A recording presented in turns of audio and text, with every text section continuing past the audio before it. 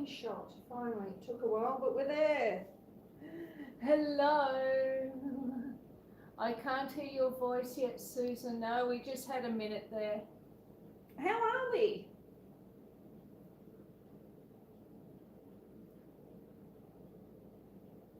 Hello, Joshua. Hello, Reese. Hello, Kirsty. How are we all this morning?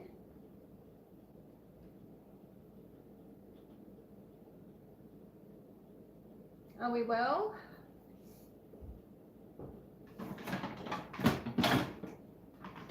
I hope we're all well.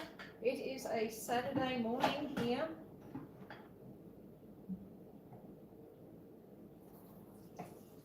What are we all up to?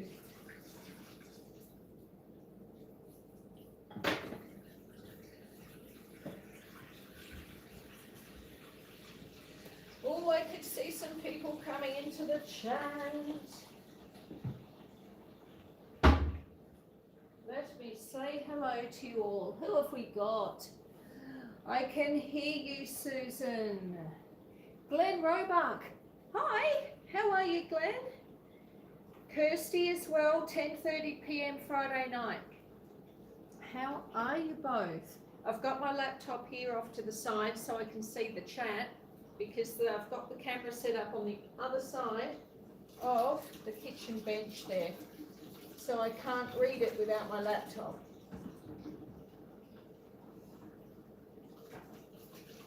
So, it's Saturday morning. It is 9:33 here. And I've got a few dishes to do, a bit of a clean up. And then I'm going to make myself a cup of coffee and make some Vegemite toast. That's the plan, to make Vegemite toast. Because I have so many friends of mine from America and the UK. Kitty, what are you doing? Are you stuck? Are you stuck? You're stuck, aren't you? Cats. Cats. Honestly. I am good, thank you. 10:30 Friday night, Glenn. What am I cooking today? I was going to do some Vegemite toast because so many people I know talk about Vegemite, and I have a lot of friends. I don't think she's stuck. She's moving now, so it's all good. A lot of friends in the Northern Hemisphere who tell me that they've tried Vegemite and it's so awful. And I also see a lot of videos that come through on my YouTube feed, which are mainly Americans who are like taste testing Australian products, and they grab their jar of trusty Vegemite and they open it up and they get a big spoonful and they pop it in their mouths. And that's like the worst possible thing you can do with Vegemite. Do not eat this by the spoonful. That is the first thing. It's incredibly salty, and I think a lot of people, like in the UK, Promite and Marmite are also, very popular items. So I think the people in the UK are probably a little more familiar with the basic taste of Vegemite. And so they sort of know to treat it with a bit of caution. Whereas many of my American friends, they think it's like a chocolate product. They take the lid off and it's dark, like chocolate can be dark. And they just assume it's something sweet. And they hoe into it with a big spoon and find out very quickly that it in fact is not sweet. It's very salty. And it's not nice by the spoonful. So we're not going to be having it by the spoonful today. We're going to be having it on toast, which is how it's probably having it on toast is probably the main way that people in Australia consume their Vegemite. But there are many other ways that you can use it that probably aren't as well recognised, especially overseas.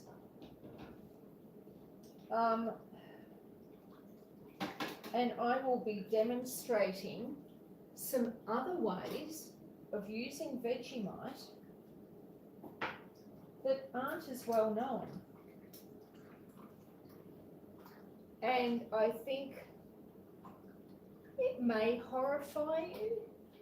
Hopefully it won't horrify you.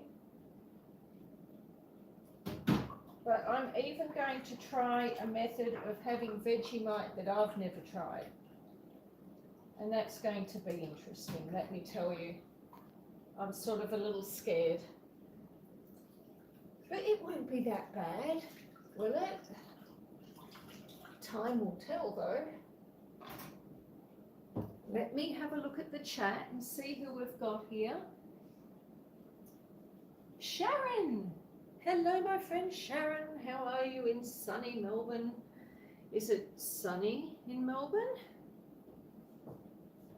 Hopefully it's sunny in Melbourne. We're just starting off getting some of these dishes knocked over because I need to get the dishes done, don't I? And once they're all done, I'm going to be ready to sit down and relax. And that way I can really take in the chat. And as we chat, I am going to be making this Vegemite toast, showing you the correct way to do it, and I'm going to eat it. I'm going to be rude. That's right, folks. I'm going to be rude. I am going to sit down and eat my breakfast of Vegemite toast, and I'm going to eat in front of you.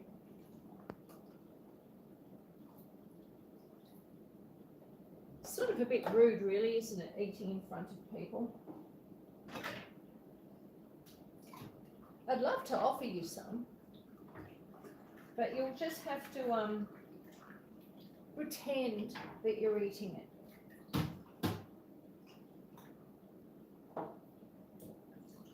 And we're almost, I was going to say we're almost done with the dishes. I do have a big fry pan here. We'll get this washed up because this has been annoying me.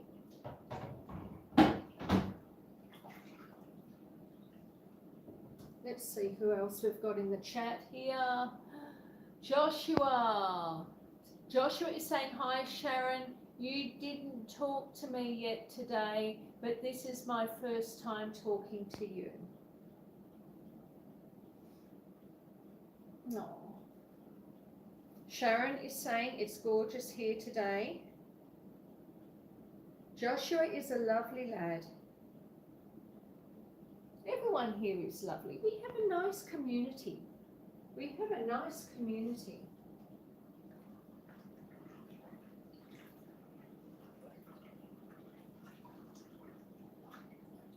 If you haven't given it a thumbs up, please do. That would be much appreciated. How are you, Glenn? Over there in the Northern Hemisphere? How are you doing? How are you getting on? I know poor old Kirsty must be getting tired. It's very late where she is. It's probably very late where, very late where Kirsty is too. Right, hang on a moment. We have some cat action. Hello, darling. That's Fudge. Hello, Fudge. Fudge is going to sit there. That's okay. Fudge can sit there. She does like to supervise, does Fudge. We've got 3 cats. Please don't stand on that. No, no, no, no, no. Get off it. Right. She's very fond of hand towels. If I put the hand towel out and I forget to hang it back up, she's right there. She's decided she's going to sit somewhere else. That's okay. I can manage that. I'll just wash the back of this, and then I reckon it will be time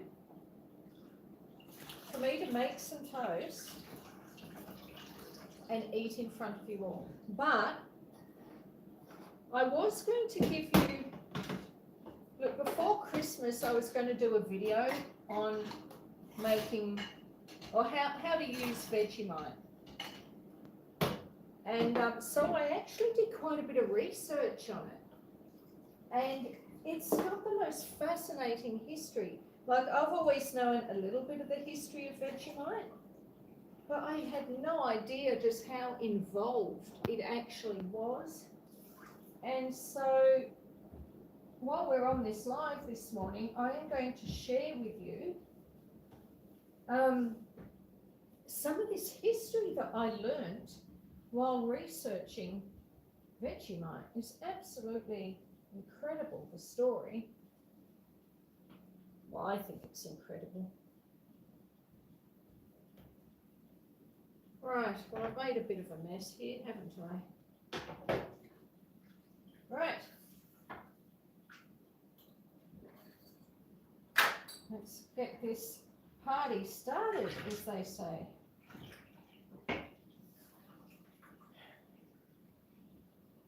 All right, dry my hands once again. JB, is Joy here? Hello, Joy. I can hear her. Is it just my computer? Can you hear her? Can you not hear me, Joy? I think it might just be you. And I say that only because other people have answered some of my questions.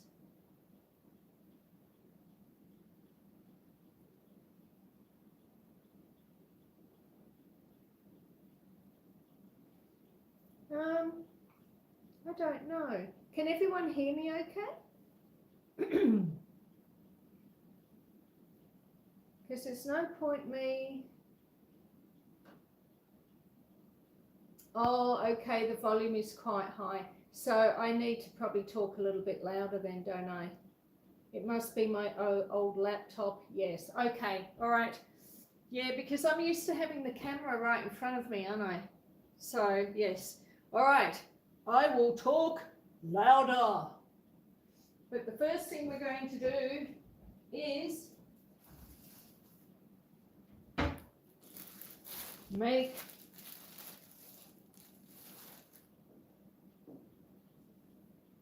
some toast.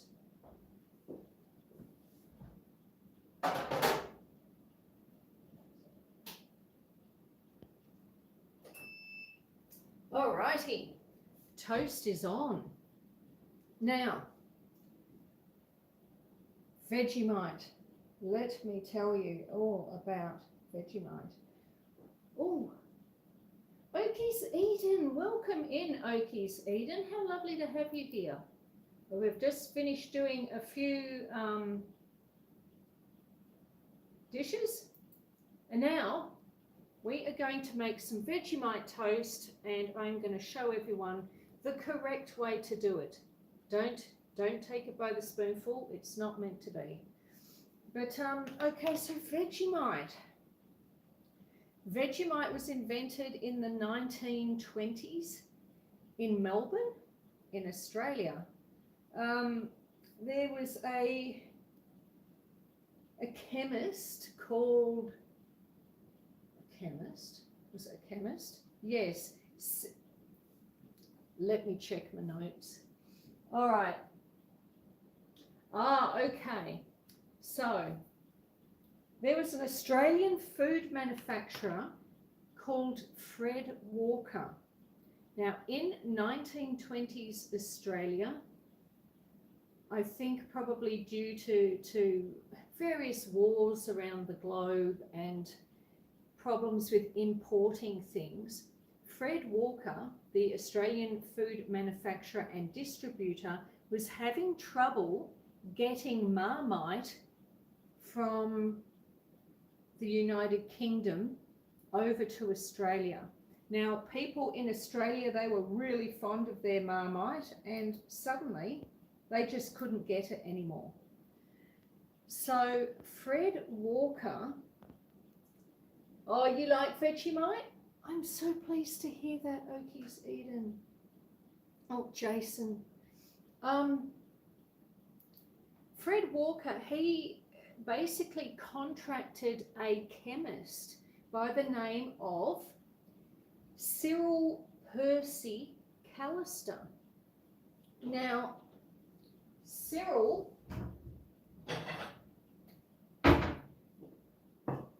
spent several years at this. He was experimenting with spent brewer's yeast. So for those of you that don't know, and it's quite common knowledge over here at least, Vegemite is made with leftover brewer's yeast from the beer making process. So already it's sounding good, isn't it? Because it's a leftover from beer. What are we going to need? We're going to need a knife. So basically the brewer's yeast, it's really thick and bitter, and he mixed it with salt, celery and onion extracts. So like celery salt, and you know, because it's got to be made saltier. So, and onion extracts. And he also had quite a few other seasonings that went into it as well, that to this day are still secret. So we're only across the salt, the celery and the onion extracts that have gone into it. Okay, what do we got here? Maybe put a clip on microphone on my Amazon wish list. I think I might have one, Joy. Is it really that hard to hear me? All right, look, I'll tell you what. I'll make my toast and I'll come and I'll stand here then. I'll just stand here. Can you hear me all right if I'm here? Like, am I loud enough?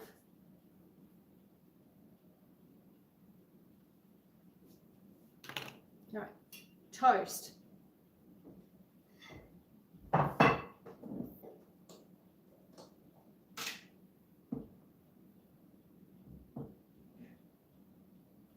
Of course, one of the things with your Vegemite toast, you always need to put a decent amount of butter on your toast.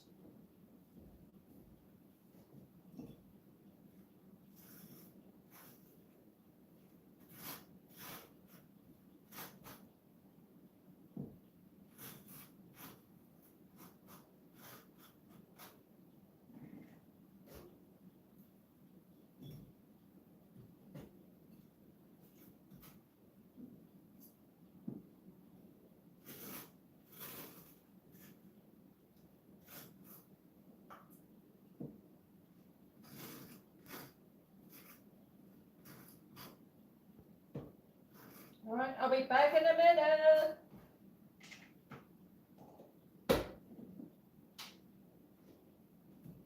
All right, we're back. So,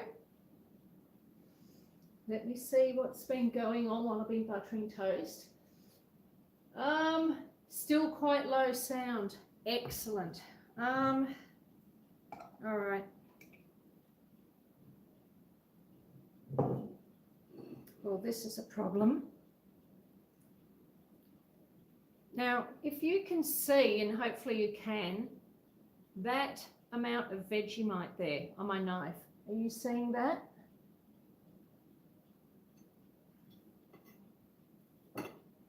So what we have to do is we just smear it, like barely smear it.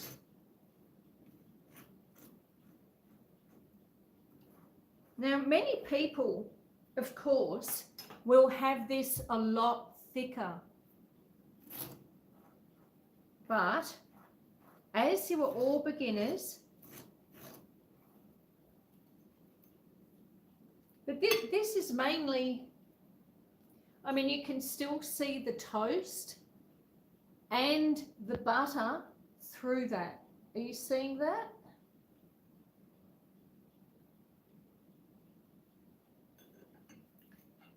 Now, I've still got Vegemite on my knife. So it's just a thin, ultra thin smearing of Vegemite. I have used it now, so I'm going to go in for a little bit more.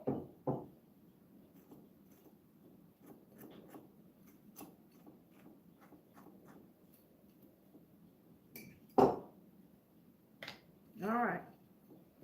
Now, I'm going to come around the other side of the bench and show you.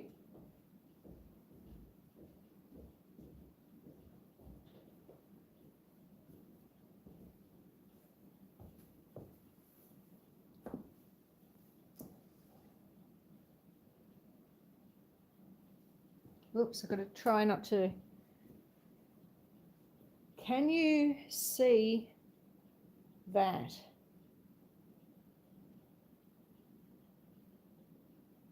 So see, there's not a lot on there at all.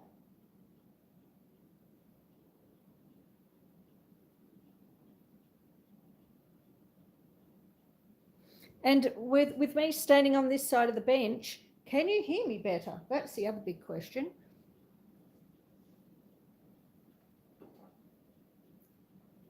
Let's have a look at our chat.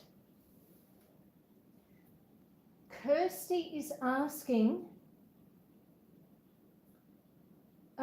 is it best on white bread? I'm going to try it for breakfast. Look, hang on. I tend to use wholemeal bread.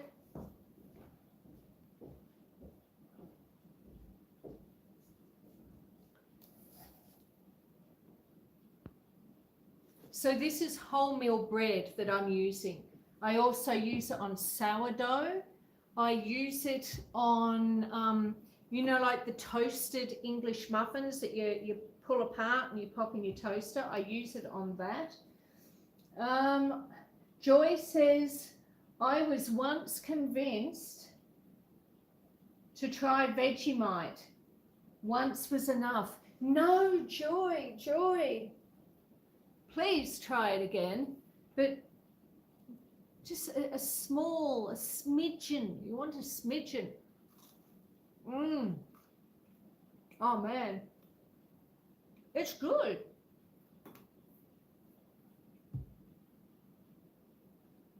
Now, if I sit at the dining table and I move the camera to tell you all about the history of Vegemite, you might be able to hear me a bit better. So, would you like me to do that? Would you like me to move the camera? Tell me in the chat.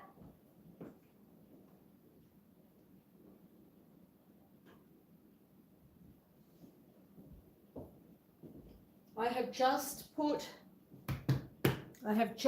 the kettle on so I can make myself a beverage.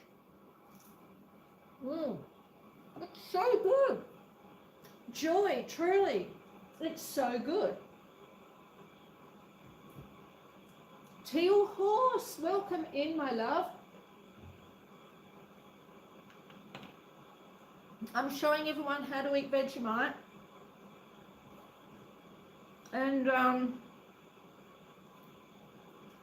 explaining that you don't have it by the spoonful.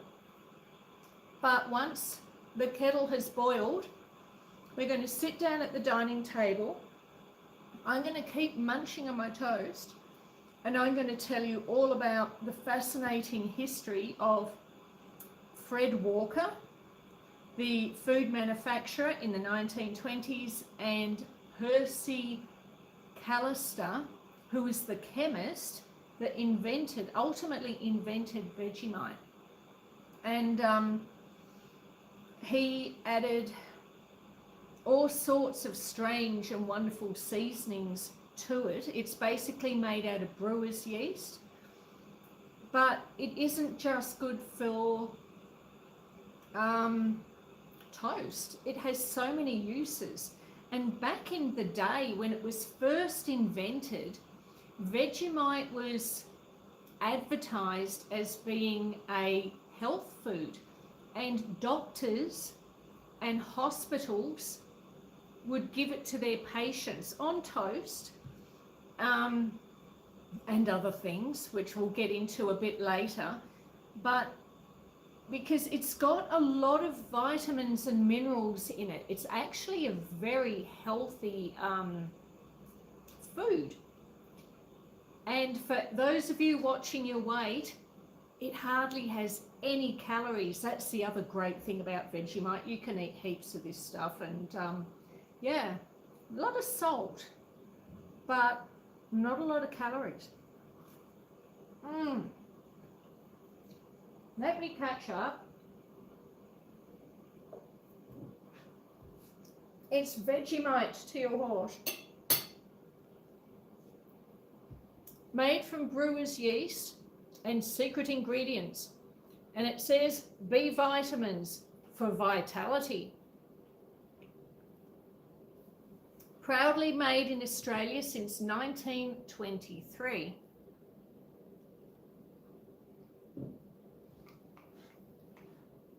Hey, Holla! Welcome in, my dear. How are you today?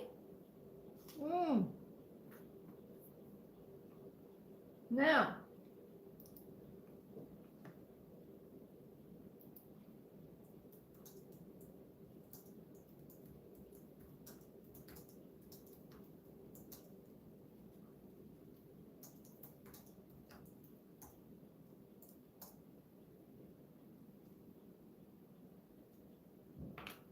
the kettle has boiled.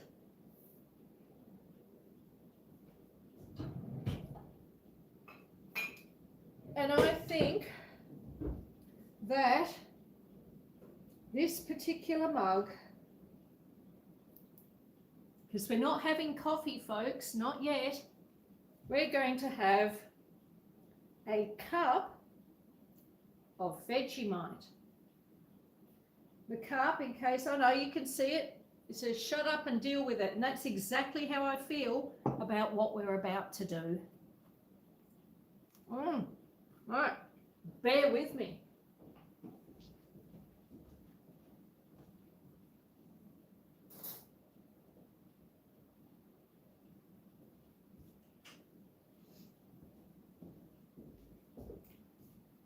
So back in the day, not so much now. Remember, I was just saying that a lot of hospitals and a lot of doctors used to recommend Vegemite for people's health as a way for getting more vitamins and minerals into their diet. And Vegemite was routinely given to hospital patients on toast.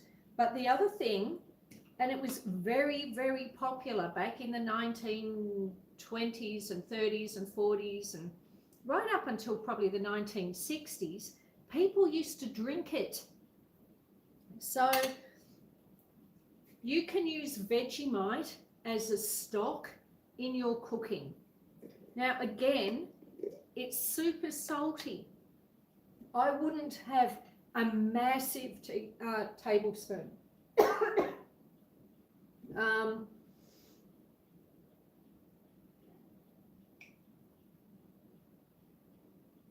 All right, so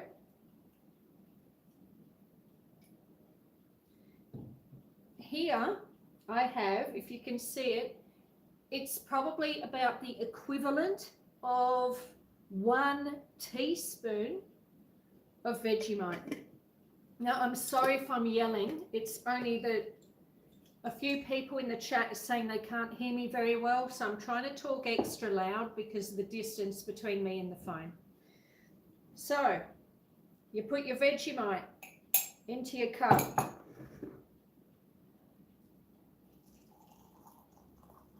And you pour in your hot water.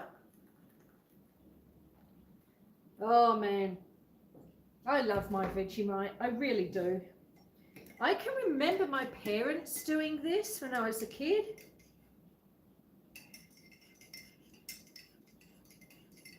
And I have had it, but not since I was little too. So it's sort of, well, it's hard to describe the colour. I suppose it's a watery light brown. Animal lover, welcome in, my dear. I hope you're well today. Mike. Hello, Mike. We're having Vegemite and talking about the history of Vegemite in all its forms. So, having Vegemite as a hot drink was probably, for hospital patients, the main way that they consumed Vegemite. It was part of their daily intake of food. Now it's a little bit hot still, so I'm not going to be drinking it straight away, but you will get to see me drink it, and I will give you an honest review on what I think. But what I will tell you is, if you're new to using Vegemite, you can use it as a stock. If I'm making a shepherd's pie, or even some soups, I will put a very small amount. Now, I would recommend, if you've not used it in cooking and you're not used to the flavour, only use a tiny bit. Not even necessarily as much as I had on my spoon. A tiny bit, and you can add it to your cooking. Anything that you might add, say, Worcestershire sauce to. So if you use Worcestershire sauce in your cooking, you could almost swap that out for Vegemite. So it gets used as a stock, as a seasoning in cooking quite often. People will make up, you know, Vegemite in liquid form to actually use as stock when they need a liquid stock for something. They'll make it as a beverage and we'll put it on toast. The other thing, which is very popular in Australia, is making, it's almost like a cinnamon scroll. You know the cinnamon rolls that people make? Only we have a version in Australia where it's, I almost said cinnamon then, Vegemite and cheese. Vegemite and cheese scrolls are very popular in this country. Let me check the chat.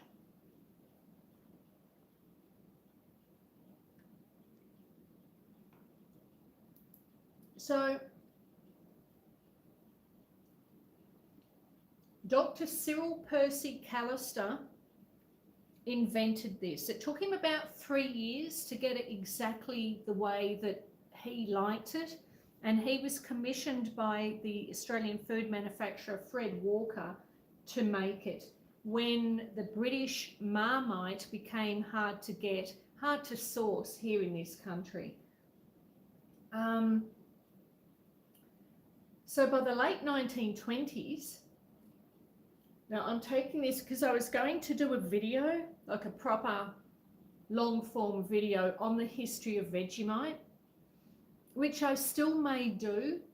So I'm taking, my notes here are for the video that I may or may not make.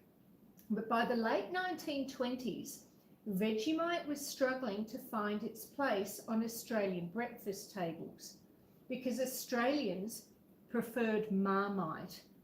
And so the local spread, it sort of sat on shelves, basically being ignored. And they tried various advertising campaigns. And one of the advertising campaigns, which did not work at all well, was they tried to change the name to Parwill. No, in fact, they did. They changed the name of it. It was first called Parwill, not Vegemite. And so the advertising campaign, which is, it's so bad, but they basically said, well, if Marmite, as in, because the British food was Marmite, so if Ma might, then Pa will. So Ma might do it, but Pa will do it. So it was a bit of a play on words. It was an awful play on words. So clearly, neither the advertising campaign or the name Parwill, which is what it was changed to, worked. No one liked calling it Parwill, and no one liked buying it. No one liked eating it. But Fred Walker, who was the man who commissioned Dr. Cyril Callister, he was the Australian importer for Kraft. And we all know who Kraft is, Kraft cheeses. Sorry, I know it's rude, isn't it, to talk with your mouth full. It's rude to actually eat in front of people too, so I do apologise, but it is nice. So Fred Walker ended up getting a contract with Kraft cheese as the Australian importer. Now, this gave Fred Walker an idea. And so what he decided to do was try to re-promote this product, saying that you needed to have it with cheese. And in the shops, and there weren't a lot of grocery shops, but the deal was that if you bought cheese, you got, it was either a free, I need to check, but basically they started teaming them up, cheese and Vegemite. Yeah, so Fred Walker had an idea to pair the two products together. So if you bought cheese, you got Vegemite. And the ads encouraged families to enjoy Vegemite alongside Kraft cheese. So that's where the cheese and Vegemite sandwiches came from, and the cheese and Vegemite scrolls that we eat today. And it was basically touted as vitamin-rich modern spread, which is great for kids and backed by doctors. Vegemite was reborn as a health food, and it was perfect with cheese on sandwiches or toast. And really and truly, this advertising worked really, really well. Are there still people here? Are you listening to me, or am I talking to myself? I'm not sure. Either way, I'm going to enjoy my toast and my drink. Well, I hope I'm going to enjoy the drink. What happens if I don't enjoy the drink? But anyway, this new advertising campaign turned out to work really well. Like, people who weren't initially fond of Vegemite found that when it was paired with cheese, they actually really liked it a lot.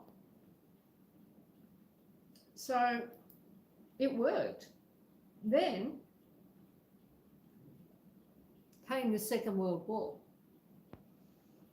Now, with the Second World War, Marmite in Australia was totally unavailable. You couldn't get it, not for years. And so Vegemite basically became like the official spread of the Australian Army. And when they sent troops overseas, and even those in the barracks in Australia, they were all fed on Vegemite. Clearly they were eating other things as well, but Vegemite was definitely a staple. It was nutritious, durable, and by that stage it was sort of becoming familiar. And it was becoming more popular. So even if you hadn't had it, you knew of it. You knew what it was. You know what the idea behind it was. And for Australian soldiers abroad, it was like a taste of home for them. So Vegemite started to become more and more popular. Oh, I'm probably getting it all over my face, am I? So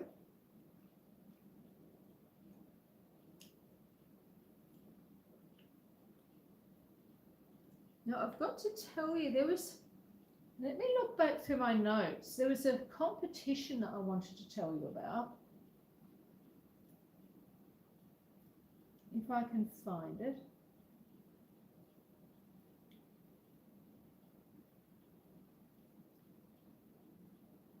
Yeah, that's how they actually ended up. Remember I said it was originally called Parwill? Well, they had a huge competition to pick the name, and Vegemite was the name that won.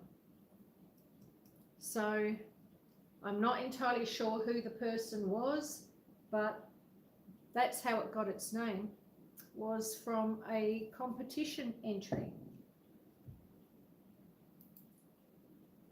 Aries World, welcome in. Yes, I do believe, Kirsty, that the recipe has stayed the same, but they still will not tell anyone what's in it because it's secret.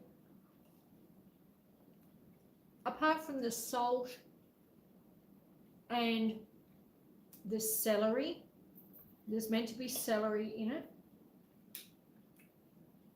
but there's a whole host of other spices that they're not keen to impart, and I suppose I get that. How are you, Aries World? So, where are we up to? World War II, yes. So, Vegemite became even more popular during World War II, and it really, any last remaining jars of Promite or Marmite that were still on Australian shelves stopped sort of dribbling into the country by that stage. So it was either Vegemite or nothing. And because it was manufactured here, there was a lot of it. So, you know, Promite and Marmite might be hard to get, but there was a lot of Vegemite. And of course, in Australia, we're sort of known for our beer drinking. So there was a lot of beer waste. And that is essentially what Vegemite is also made out of. So there was no shortage of yeast extract to make Vegemite. So what happened next? We've paired it with cheese, which made it incredibly popular. It became the official spread of the Australian Army. Right, 1954, the first ad for Vegemite hit the TV screens. And it's a song called We're Happy Little Vegemite, as bright can be. We all enjoy our Vegemite for breakfast, lunch and tea. And that made it very popular as well. there were actually a lot of ads for Vegemite. I mean, there were so many. During the course of researching for this video that I still haven't done, I came across like something like 15 ads, black and white ones, quite old, but I wanted to be able to put a couple of them in the video, especially the one where they're singing that song. That song, Happy Little Vegemites, is still used today in a lot of Australian TV commercials for Vegemite. And I wanted to put the original ad and its song into my video.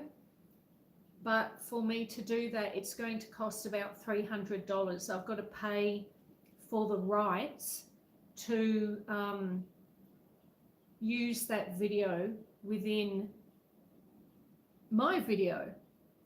And that was sort of when I started thinking, oh, look, maybe I should just do a live, because there's a lot of really interesting footage I found. I found an interview with a doctor and a nurse about the benefits of Vegemite. But again, it's because it's not, it's in the 1950s, it's not older than 100 years old. So if I want to use that in my video, I need to pay for the rights to use it. And I didn't think the video for the story that I was wanting to tell, because I'm more interested in, I was more interested with the video in sharing the older history of Vegemite.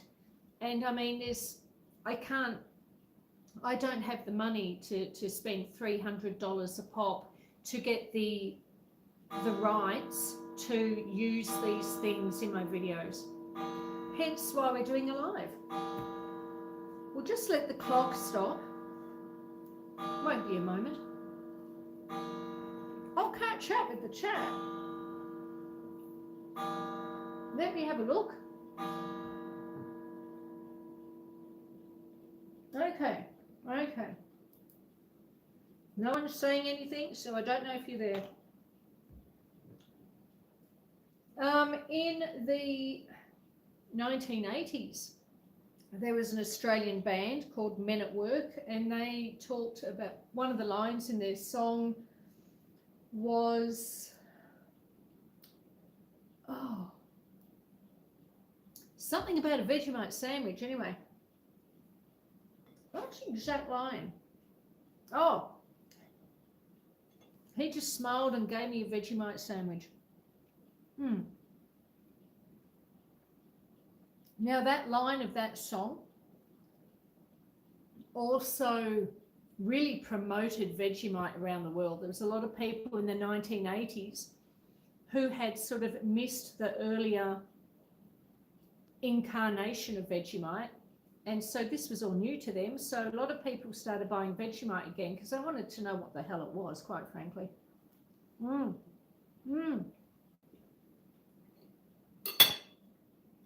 But I suppose the next interesting thing is we've got to try this, don't we? See what it tastes like as a drink.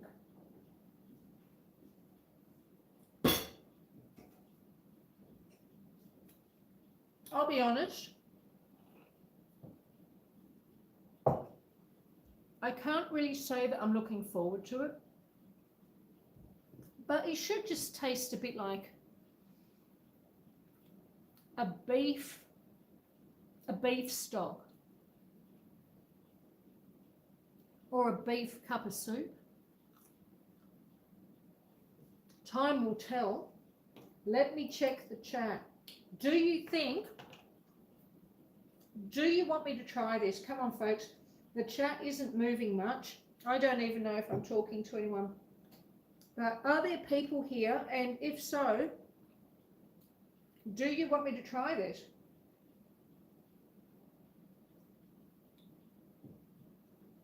Does anyone want me to try this? And if I do try this, you better give this video a thumbs up. Is there anyone here at all?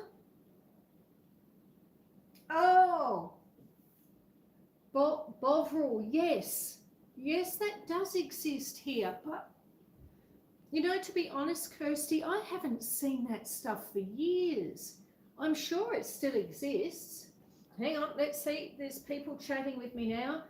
I already gave it a thumbs up. Thank you, Mike. Thank you.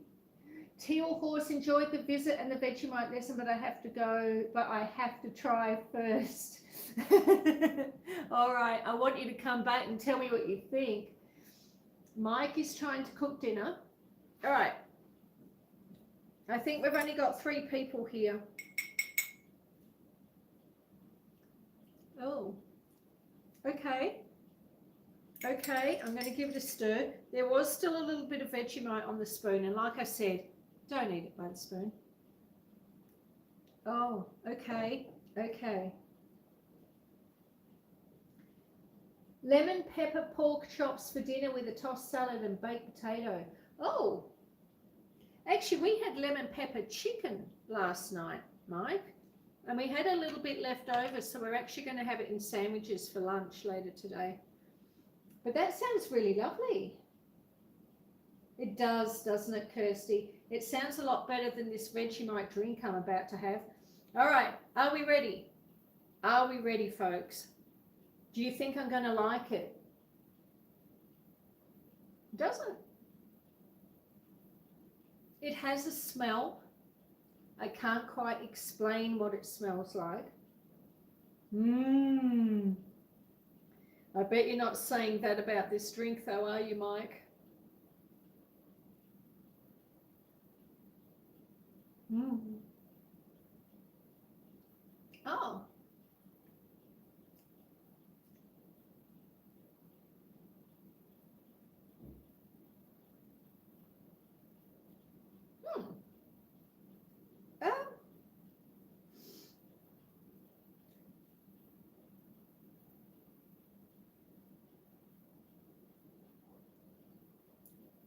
Do you know,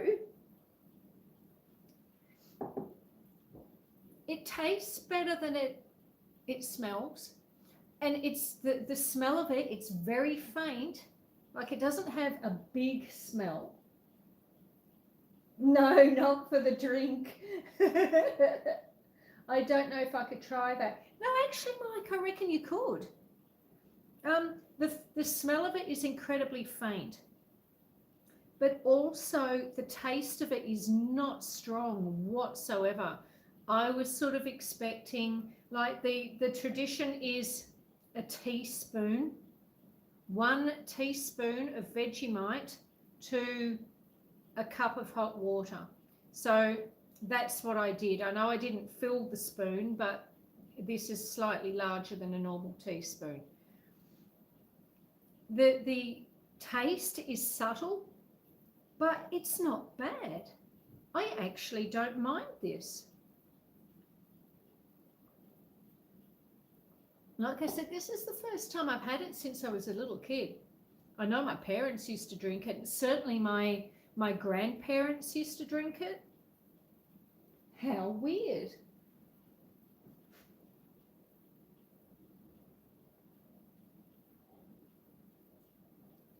I like it.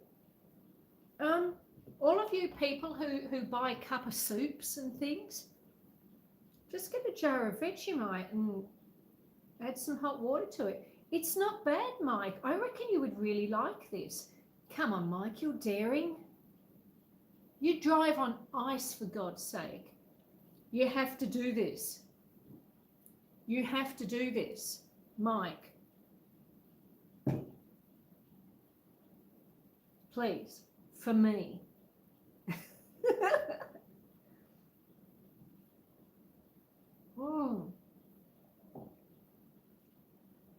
Yeah. Well, there we go. We've learned something there, haven't we? But do I still want a coffee? No, actually, no, I reckon I'm good. Should we relocate and sit at the dining table? Or sit out? No, it might be hard to sit at the... Let's relocate and sit at the dining table for a moment.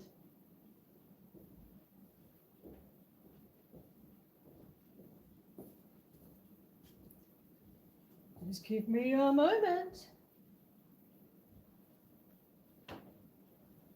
I've got to move everything.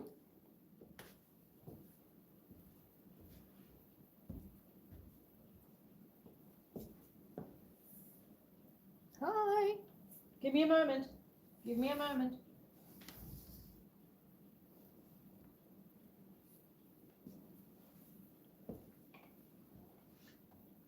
A lot of my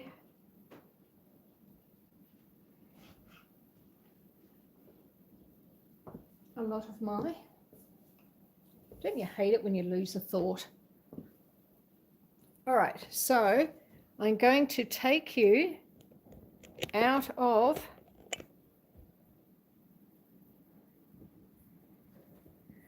so we're moving. Put that there. Put that there. Actually, what I'll do,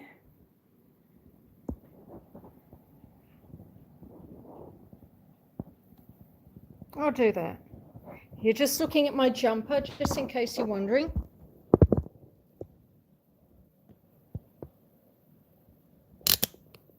Okay, we've moved. We have relocated. So, who's going to race out and try Vegemite now? Kirsty, I think you should give it a go.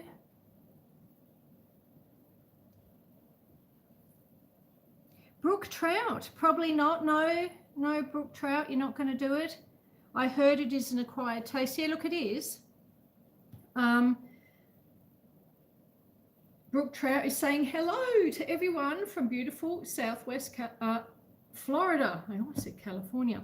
Out fishing and watching this beautiful sunset. Oh, that's lovely. Kirsty's going to try it in the morning. So how are you going to have it, Kirsty? Tell me. Are you going to have it as a drink, or are you going to try it on toast? I'm really quite surprised with this, you know. I don't know what I was expecting. I don't think it was this. I was expecting it to be a lot more salty. It's incredibly subtle. I think if anything, I find like when I first put the cup to my mouth and you just get that sort of hint of Vegemite smell, I find that a little bit odd because I've never had a drink that smelt of Vegemite before. But the taste of it is actually quite good. I'm surprised. I'm surprised. Yeah, do try both. And look, try it in some cooking as well. Like as I said, as a stock, anything that you might use Worcestershire sauce in is what I would tend to use a hint of Vegemite in. Sometimes I do use Worcestershire, but other times I don't. And if I run out of Worcestershire sauce, Vegemite is the product that basically gives the same flavor profile as Worcestershire. So, and it's very, very shelf stable. I mean, I'm not saying that Worcestershire sauce isn't shelf stable, but Vegemite is very shelf stable. So it has a myriad of uses. I'm sure if I actually sort of delve into it a little bit more, I'll probably find a whole host of other things you can do with it too.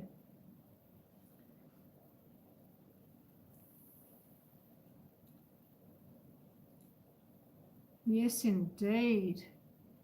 Oh, we've got 7 people in the house still. Well, that's not too bad. That's not too bad. Once I finish this, we can go and have a walk outside if you like. Not far though. We'll just have a wander around the veranda. So brook trout, you're out fishing at the moment, you said, and watching a sunset. Did you get any fish? Did you get any fish, brook trout? And what did you get?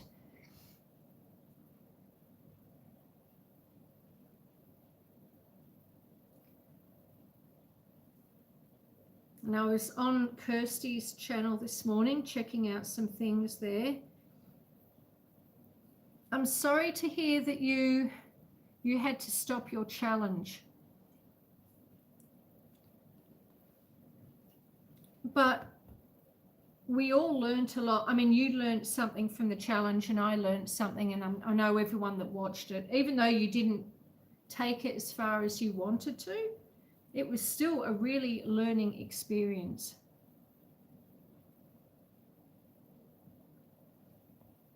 And now you have a new freezer, which is good. I still don't. My fridge died not last week, my fridge freezer died the week before, I think it was. And then earlier this week on Wednesday, yes, Wednesday this week, because it's Saturday here in Australia, my daughter and I, we drove to the local town because there was a lady there selling a second-hand fridge freezer, a big 2-door thing. The one I have that doesn't work anymore, that is a big 2-door thing. The one we went to look at, I think they call it a French door. So like the fridge is on the top with 2 doors, and then the freezer is a drawer underneath. So it's one of those.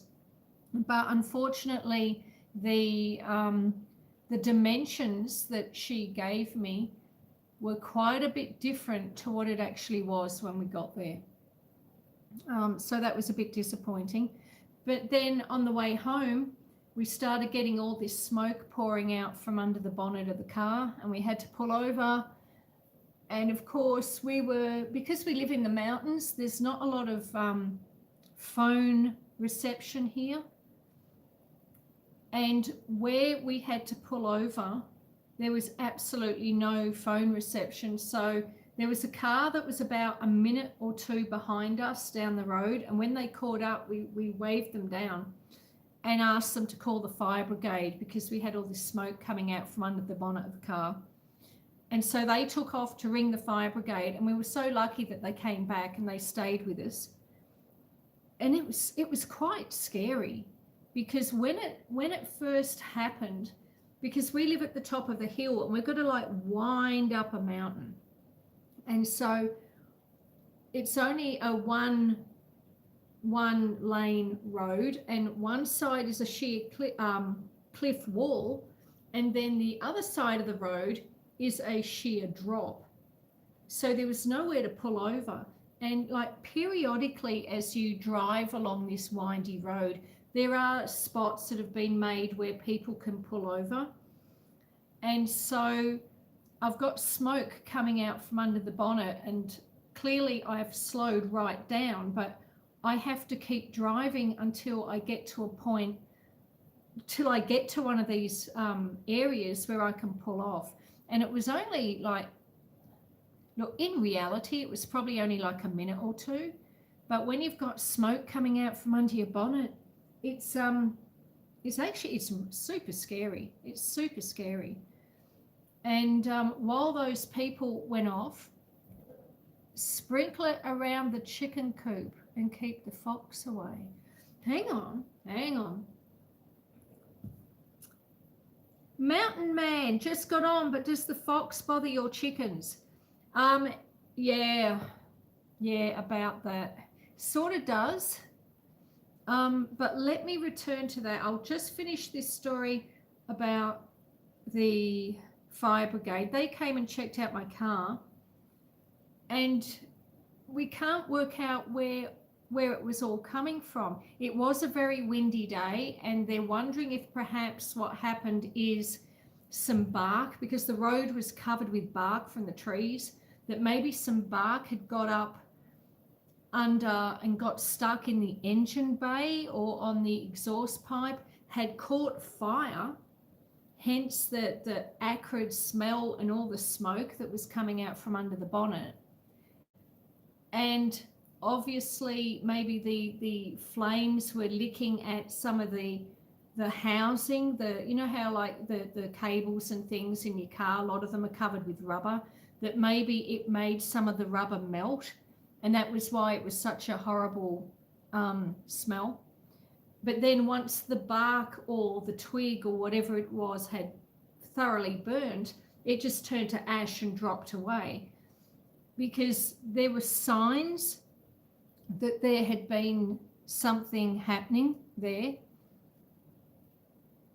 And you could certainly smell it and you could see the smoke, but no one could actually work out what the cause of it was. So the fire brigade were very good, and they followed me the whole way home. I drove very, very slowly because they said, well, do you want to get it towed? And I said, well, I can't afford to get it towed. You know, I've had a fridge freezer breakdown. I've had the solar system on the roof breakdown. I had the lawnmower steering column snap. We've had so many things break down, and I can't afford this. I can't afford to get it towed. So I opted to drive it home, which was about another 10 or 15 minute drive, and we drove really super slow. But we got here. The car's in the garage. The fire brigade came up the drive, and all is well, at least till this afternoon, because I'm supposed to go next door and I need to take the car. So it's going to be a little bit scary. Aries World, are you going? Thank you so much for coming in, Aries World. Please, if you haven't done it already, please hit the like button. I would really appreciate that. Now, Mountain Man. Welcome in, Mountain Man. You were asking me about Gimli, the fox.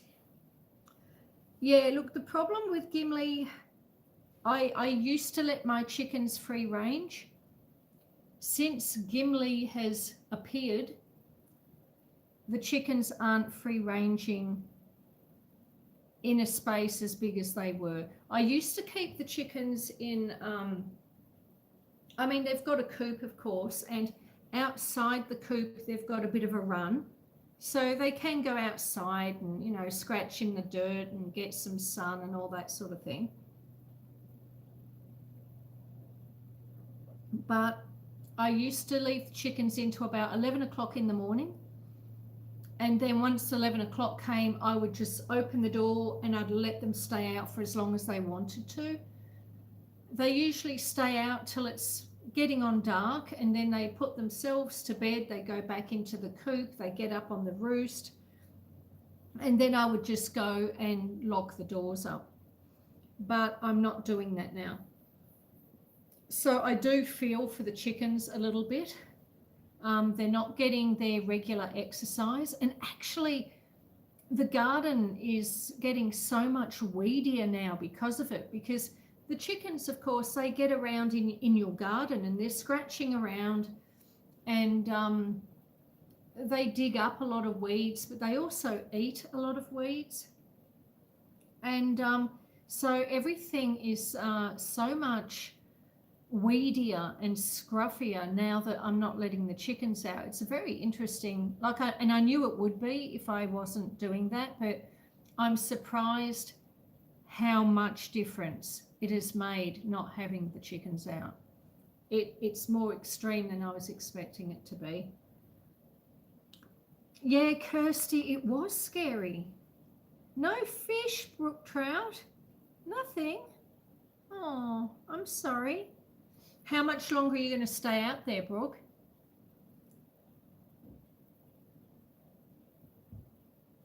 I tell you, this Vegemite stuff is very unusual. But I like it. I do like it. Mountain Man says, my daughter had chickens growing up. Her problem was black snakes. Oh, yeah, no. I mean, we do have snakes here in Australia, of course we do. And in this area, we have black snakes, different to your black snakes, of course, and we have red belly blacks. We have copperheads. In Australia, we have a lowland copperhead and a copperhead. I believe they are more venomous than the American version. of copperheads. I believe you've got copperheads over there as well. Far more venomous than the American version of copperheads. And we also have tiger snakes. To date, I have never had an issue, and I probably shouldn't be saying this too loud, should I? The amount of bad luck we've had in the last 4 months. We've never had one in the chicken coop, says I. We've never had one in the chicken coop. And we're going into winter now. I mean, we're still in autumn, but the weather is cooling down. I don't think we're going to be seeing much more in the way of snake action in the next 4 or 5 months.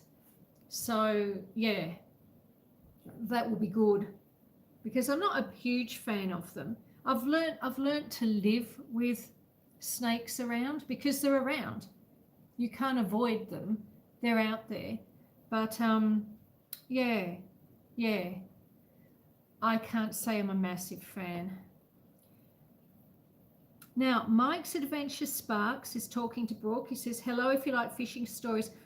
Oh, yes, my latest vision story. What killed all the fish? It's pretty crazy, but nuclear plants due to our rivers. Oh, okay.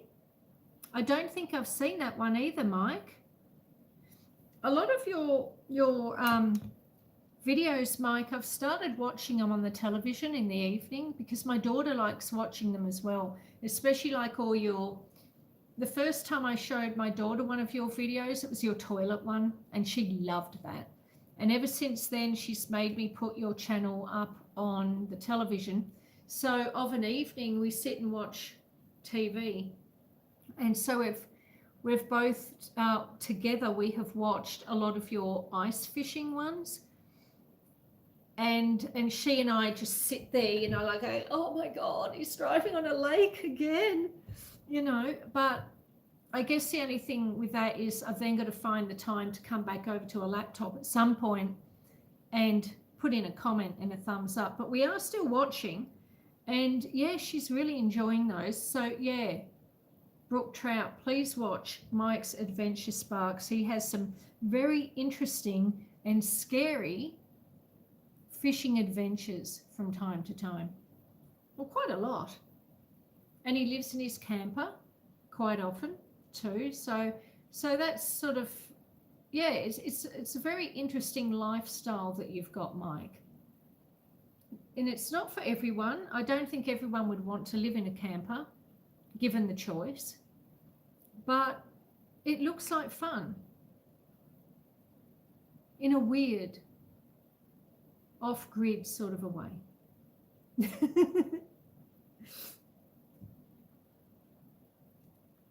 So, how are we doing here? We have 8 people. We have 9 people in the house. Welcome, welcome, welcome. If you could, give it a thumbs up. That would be lovely. Shall we go out and sit on the veranda for a little while? I can't go for a big walk because I haven't got the data roaming on. You are so welcome, Mike. We do enjoy your videos. They're a lot of fun. And the way you present yourself is a lot of fun. You always sort of, by the time we finish watching your videos, we're always in a good mood. And that's what people want when they come into a live or watch a video, for the most part.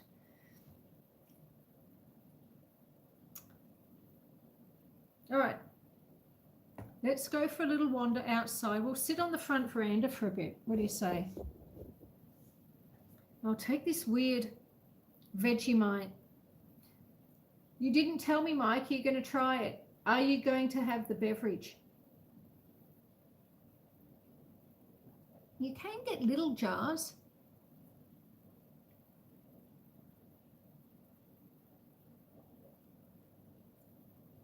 I wonder what my chickens would think of this.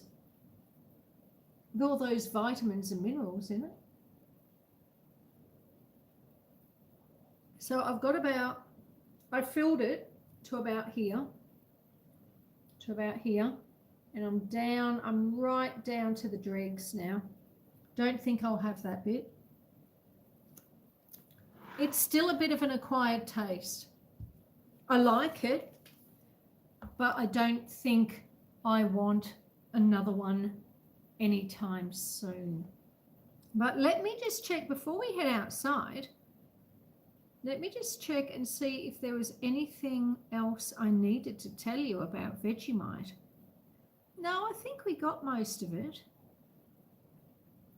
So yeah, 1923 was when it was first manufactured, and it was the Australian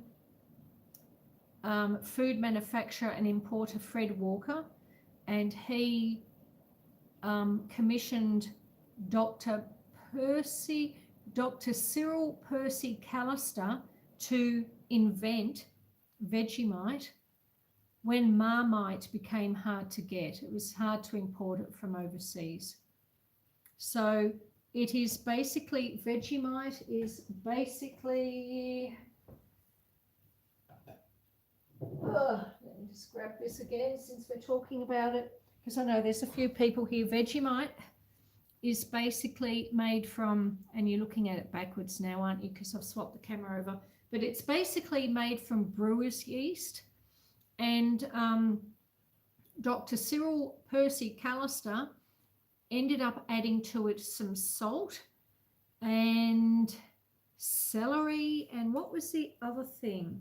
Salt, celery and onion extracts. And then to that, he also added other seasonings, which have never been made public.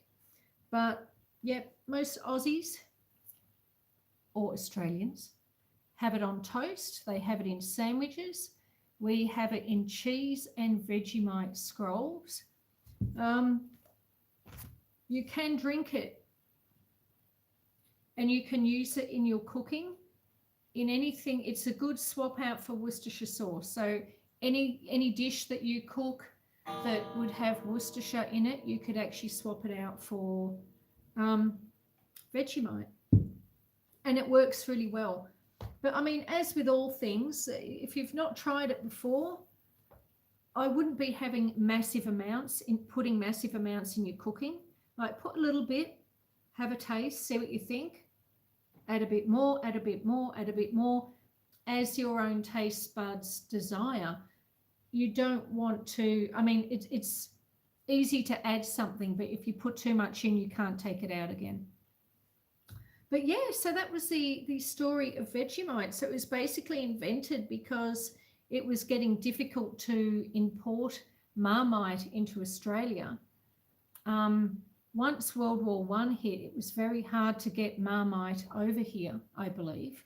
And even when World War I ended, it just became more and more difficult to get Marmite in Australia. And so Fred Walker commissioned a chemist to make Vegemite, and it got its name from a competition. I think it was a child too. If something tells me it was a child, I might be wrong, don't know. Let's go and have a look at the veranda. I'll get that. Oh, actually, you know what I should have done first? I've got to put my battery pack in here. All right, let's go for a little walk and see how the view is looking today. Just trying to step over all the cables. Oh, look, here's another cat. Do you want to see another cat? Hello, kitty. Hello, kitty. Kitty, kitty, kitty, kitty, kitty. Hello. Hello. Yes. Okay. She's not in a talkative mood. I can understand that. We all have those moments, don't we, when we're not in a talkative mood? All right. We're outside. Oh, it's windy. Oh, Mike, my new solar system is due, because today's Saturday, and the last time I heard anything from anyone at the solar power company, the new system's meant to be going up on the roof on Tuesday. And Tuesday is when I do my next live. I have a scheduled live on a Tuesday. And our Tuesday lives is our farm walkabout day. So on a Tuesday, we come out and we walk the paddocks and we talk to the sheep and we talk to the cows and we talk to the chickens. Oh, food, forest, permaculture, welcome. How are you today? Yeah, go on, Mike. You got to try Vegemite. I dare you. I dare you, Mike. Oh, did you get your line sorted out? Or are you still hooked up? You said you were just hooked up, so hopefully you got it free. So yeah, hopefully next Tuesday, Mike. I mean, I'm still trying to ring the solar company. I've put the deposit on the new system, so they better turn up. I reckon in the last month, I've rung them at least 30 times. Like, I don't ring them every single day. I might not ring them for a couple of days, and then when I do ring them, I'll try and ring them like 3 or 4 times.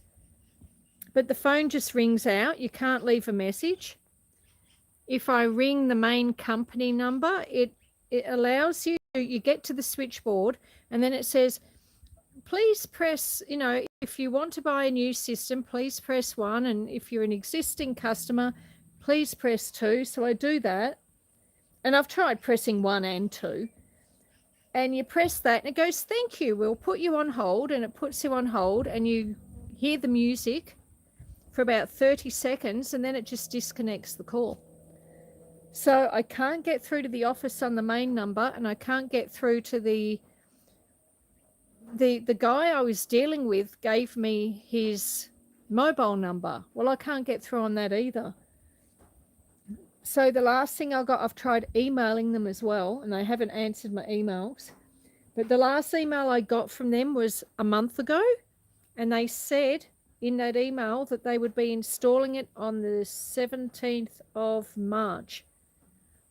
And I'm pretty certain that the 17th of March is on Tuesday. So when we do our farm walk around, we may or may not have the solar installers turn up. Just look at that view. Isn't that a fantastic view to have from the front window of your house? I did some pruning out here yesterday.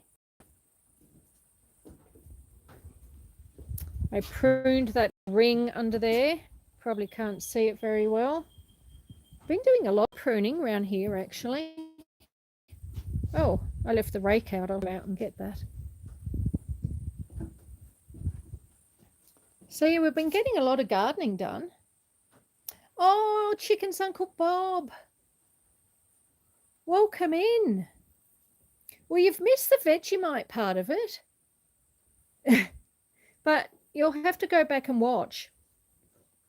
And then you've got to tell me too, Chicken's Uncle Bob, if you actually end up trying Vegemite based on this live.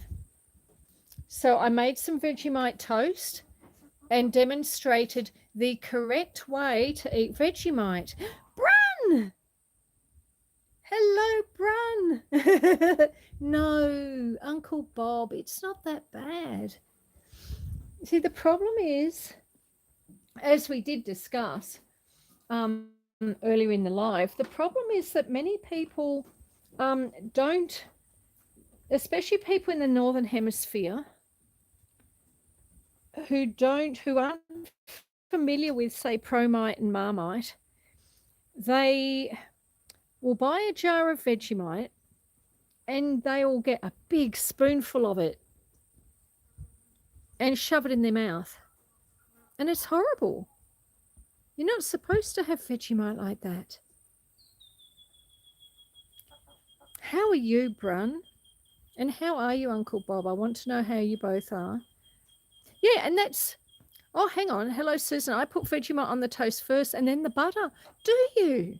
Huh. Okay. I've not done that. I'll have to try that next. But yeah, I was saying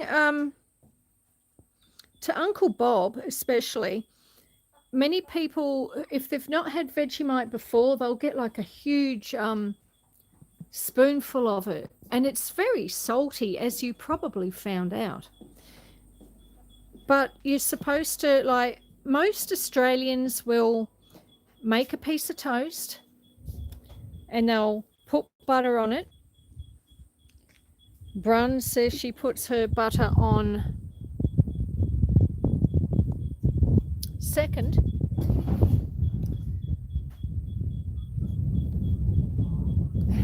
Turn you around.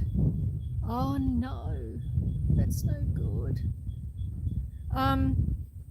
But you just put a really, really, really light scraping, of Vegemite.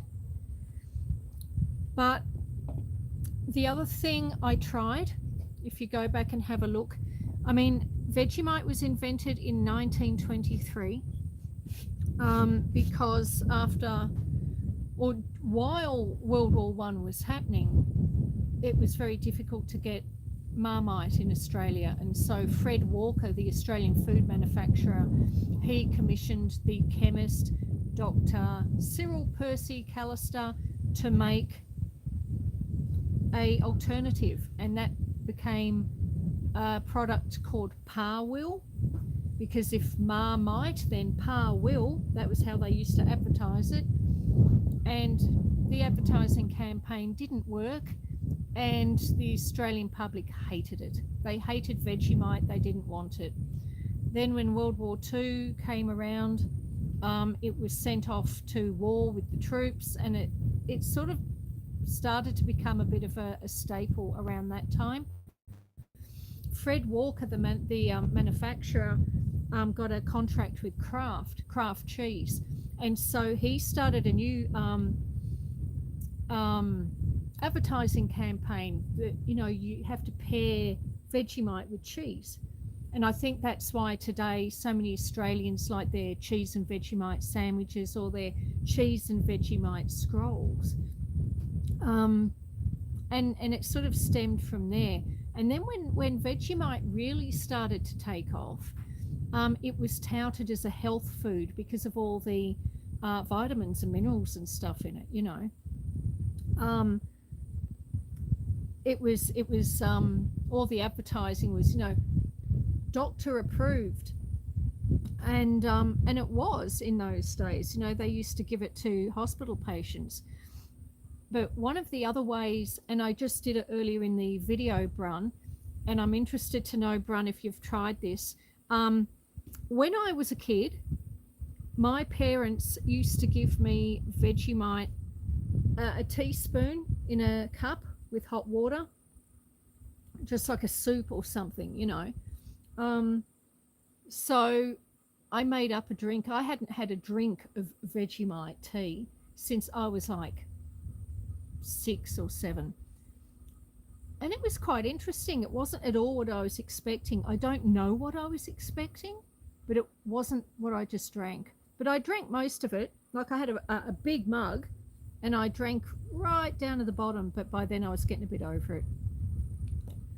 And also any food that you cook where you might use Worcestershire sauce in it, you can also use Vegemite as a swap out, and that works quite well. So let me have a look.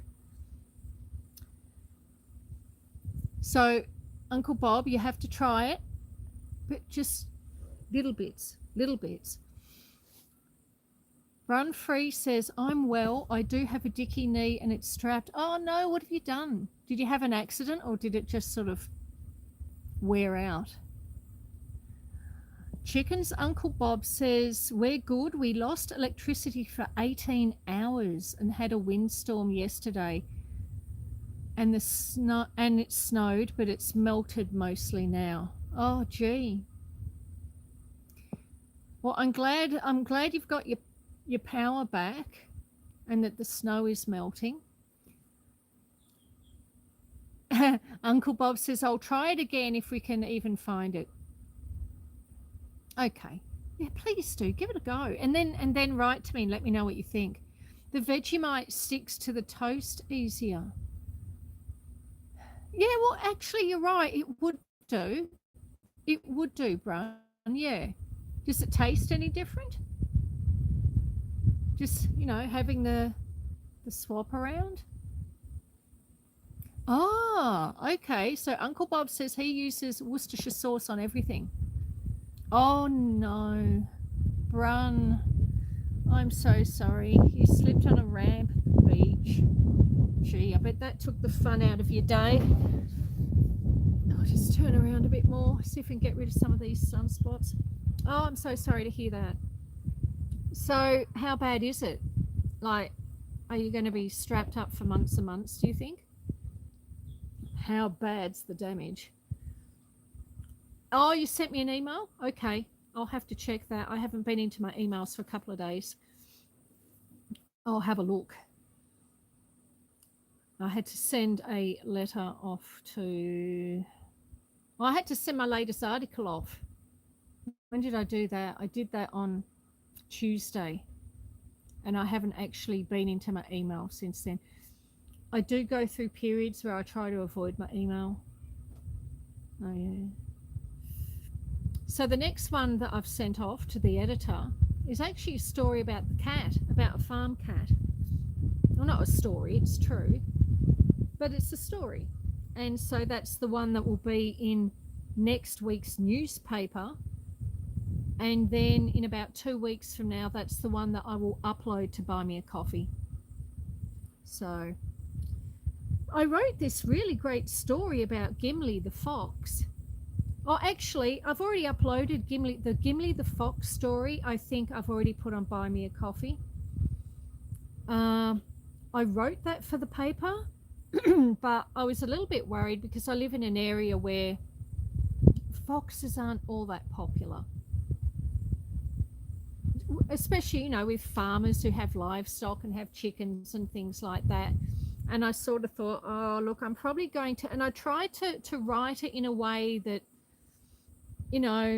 isn't this nice? I've got this cute little fox hanging around, but, you've got to be very aware that they are wild animals and they will kill your chickens and they can kill your lambs and your livestock. So, you can never really fully domesticate an older fox. But I just had visions of it being printed in the newspaper and then having all these people writing to the newspaper complaining about this horrible thing that I'd said and done in the article. So in the end, I decided not to send that one off, but it made it to Buy Me a Coffee. And I thought, yeah, it's a nice little story, regardless of your opinions on foxes. I think it does make for a nice article, and I'll certainly expand on it when I get back to writing my book, which is all the bits and pieces in the High Country Homestead that don't make it to Buy Me a Coffee, that don't make it to YouTube, that don't make it to Facebook. There's so many other stories, and quite often the stories and the articles that I write are very much a condensed version of something. So when the book actually comes out, which probably won't be for like 3 or 4 years, I'll be able to expand a lot more on some of the things and some of the neighbours and some of the people and the wombats and the foxes and the cows and the wallabies and the kangaroos and all those animals that sort of come and visit and spend time with us from time to time. Like that wombat that was hanging around last year, I have so many shorts on the wombat. Well, he sort of disappeared for the time being, and he'll be back. He'll be out there somewhere in a paddock, but they're normally nocturnal. I think they were only coming out during the day because food was so scarce.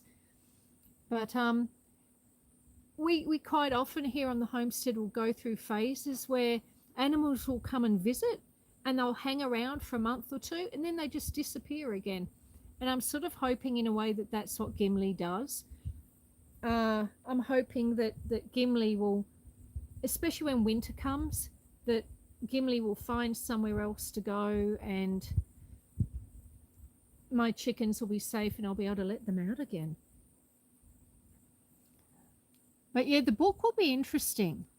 It's when I grew up, Brun, I was very fond of the All Creatures Great and Small books from James Herriot, the vet in Yorkshire, England. Now, I know his name was actually James Wright, was his real name. But I grew up watching All Creatures Great and Small, and then my mum bought me the books and I'd read them over and over and over and over again. And I think that's part of the reason why I've ended up here living on a farm, is probably because of those books. Now let me just catch up on some of the chat. Yeah, Uncle Bob, if you use Worcestershire sauce in everything, try it with Vegemite. The knee's not too bad, says Brun. It just keeps locking on me, etc., and pinching. Oh, it's funny you should say that. My knee was doing that. I was like a year ago now, where my knee kept locking up, and I was never aware of having done anything to it. And when I walked, I could hear a clunk, and that kept up for about 2 or 3 weeks, and then it just sort of seemed to right itself. It wasn't painful. There was no pain involved. It would just clunk, and it was a really loud clunk. Like my daughter could hear it from the other side of the room. So every time I took a step, my knee would clunk, and every sort of, let's say 2 or 3 times a day, my knee would lock up, and I'd have to sort of like sit down, try and stretch it out and stuff. No idea what happened to it, and then in the end, it just cleared up all on its own, which I was very grateful for, because I was a bit worried there for a while.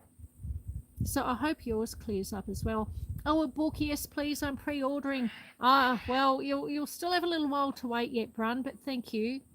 Oh, thank you, Kirsty. Oh. Hey, TD Knives and Adventures, welcome in. Great books, all the All Creatures Great and Small. I do too, Brun, says Kirsty from Heart's Humble Homestead. I have added another bookcase today to my living room for my books. Honestly, I wish I could add another bookcase. I've got one out on the veranda here, and I've got no room for it. Like, even in the hallway, there's no room. I have so many books. I love books. Love books. I can't get enough of them. I probably have more of my books are probably not, they're sort of like reference books, like gardening books and books on antiques and books on history, because I love my history. First aid books, books on herbs, because eventually when I get this new veggie garden going, I want to dedicate a fair section of it to herbs as well, so I can start doing a little bit more with herbal medicine. Like, I already make a lot of herbal teas, and that's partly for taste but also partly for health and digestion. Like if ever you have a sore tummy, have some mint tea. Well, I can go out and make some mint tea from the mint in the garden.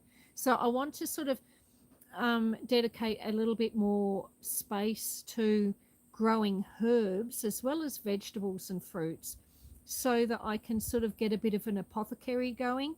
So I have quite a large section in my bookcases towards all that sort of stuff. I certainly am not an expert in it, but I would like to learn more. I think the more we can learn about how things work, how to grow your vegetables, how to grow your fruits, different ways of preserving things, how to eat Vegemite, how to make our own medicines and things like that. I think the better off we are, even if we don't necessarily use those skills and that knowledge every single day. I think having the skills and the knowledge is good, because I mean, look, before COVID-19 happened, and COVID 2020 and all those lockdowns and things, no one, no one would ever have thought that a time would come where people across the globe would be locked into their houses, virtually locked into their houses. And people, many people tried their hand at gardening and preserving and doing things like that who had never done it before, because suddenly they couldn't go to the supermarket, you know, and all the foods became very expensive. And I think a lot of people turned to gardening, started to relearn and re-educate themselves about gardening and about home health products, things you can grow in your garden around then. I think it sort of, COVID sort of brought about a little bit of a resurgence. And I think it's always a handy skill and handy knowledge to have to know how things work, because if it happens again, and look, what's the chances? Do you reckon it's going to happen again?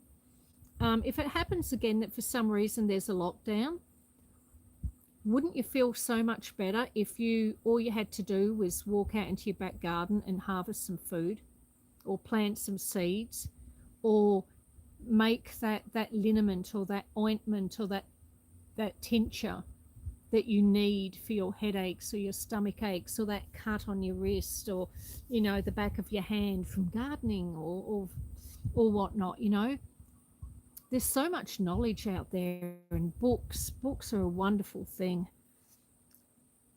Let's have a look. Let's catch up. Yeah, Brun, you make lots of herbal teas as well. Yeah, I do too. How much land do I have there for a farm? I have 168 acres, TD, and out of that, about 48 acres is paddock, and the rest is bush, with tracks growing through it. With tracks going through it. Brana says, we grew up on farms as kids, and it comes naturally to grow food, etc., and not waste. Yeah, and waste not, want not, for sure. Heart's Humble Homestead says, I think we have a bookcase in most rooms now, Brun. Yeah, I'm the same, Kirsty. Herbal medicine is something that I'm building up too. I have a lot of tinctures and dried herbs. Yes, me too. I have a lot of dried herbs.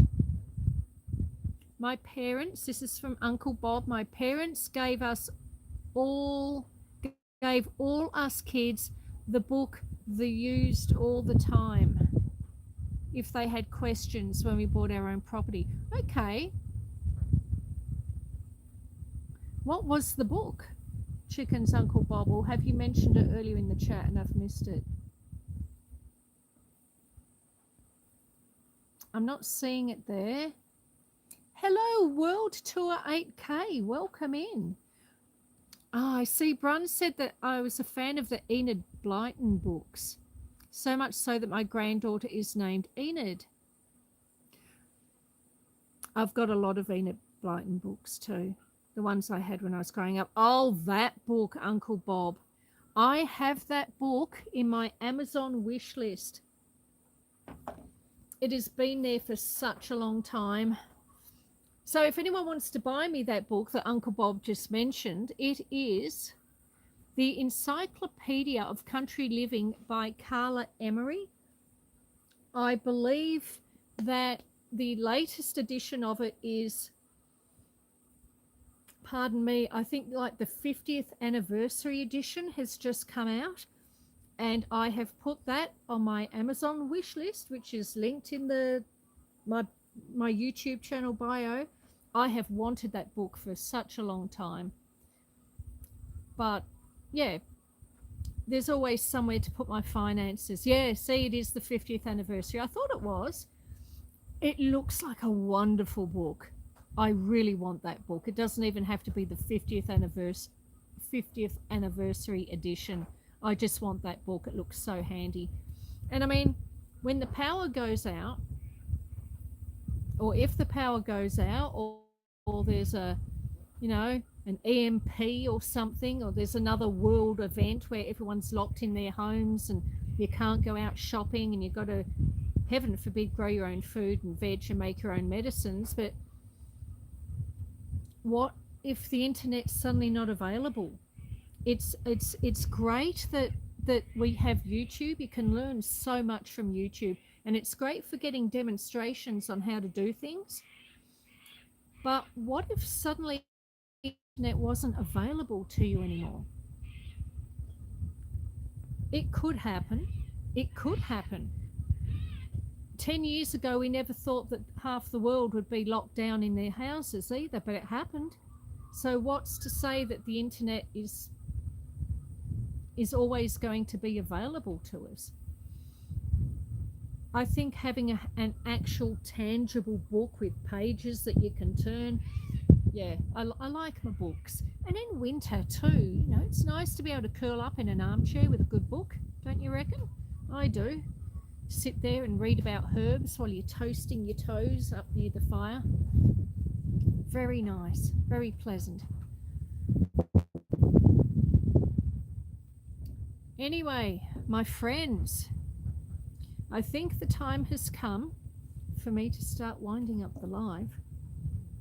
I do very much appreciate you all being here.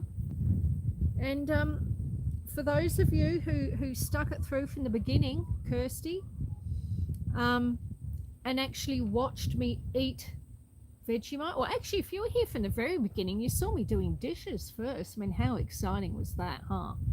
I mean, that's pretty exciting. Oh, and everyone, a thumbs up if you haven't already. That would be much appreciated. But yes, for those of you who have sat here with me and kept me company for the last almost 2 hours, we've done dishes. We've heard all about the history of Vegemite, where it came from, where it got its name, who made it, sort of what it's made out of, and what you can do with it apart from putting it on toast. I would like to thank you all for joining me for that. Thank you for having a little wander around the veranda with me and talking about books and talking about gardens and talking about herbs. It has been a wonderful chat with you all, and I've really enjoyed being here. And I hope you've all enjoyed being here too. So, I guess if no one else has anything that they wish to impart before I end the live, I might go ahead and end the live. Oh, Ace. Hello, Ace. Did you get to see me eat the Vegemite, Ace? I got to ask. And did you get to see me drink it? Did you see me drink the Vegemite tea, Ace? Oh, you're so welcome. You're so welcome, Kirsty. Thank you. And yes, thank you everyone in the chat. It's been a small group, but it's been a lovely group. We've all had a very interesting chat this morning. Yes, you did. Yuck. No, Ace. No, not yuck. Try it. I dare you. I'm daring you, Ace, to have the Vegemite. Actually, you know something? I'm having an idea, but I don't quite know how to do it. Maybe I should create a challenge. Channels do that, don't they? They do a challenge where they challenge other channels to do something. Oh, I'm having an idea. What do you reckon? Oh, yes, please, says Kirsty. Well, Kirsty, love, you do know, don't you, that if I do this, you are going to be one of those challenged. Along with Mike's Adventure Sparks and Ace. Maybe I should challenge Ace. to have some Vegemite. All right, look, leave it with me. I'm not quite sure what's really involved.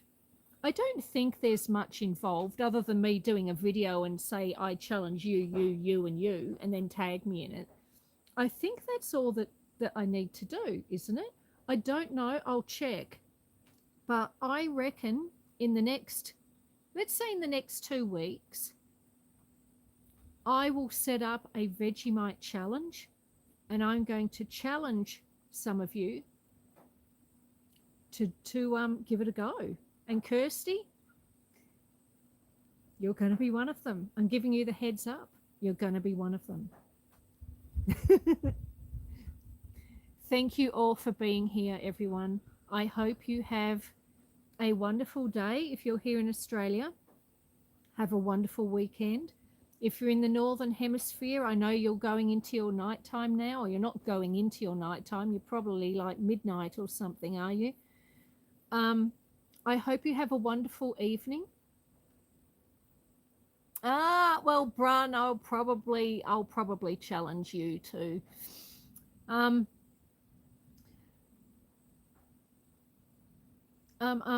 Yes, have a wonderful evening. I hope you all sleep well, that you're all warm and safe and snug in your beds, and you all have a wonderful weekend when your weekend starts tomorrow. I suppose even in the Northern Hemisphere, your weekend started. Have a lovely weekend. I'm just rambling. I'll try and get that book for me. What book? Oh, what, the one on my Amazon wish list? That book? Really? That would be such an awesome book. Anyway, I must go. But yes, oh, thank you. Oh, that's so sweet. Thank you. Well, it's my birthday in May. I hope you all have a lovely weekend. Brun, I hope your knee gets much better. And I'll go and read your email. Everyone take care. Everyone stay safe. Everyone be happy. And I'll see you all again on Tuesday next week when I do another live around the farm. Bye. Bye. Thank you, everyone.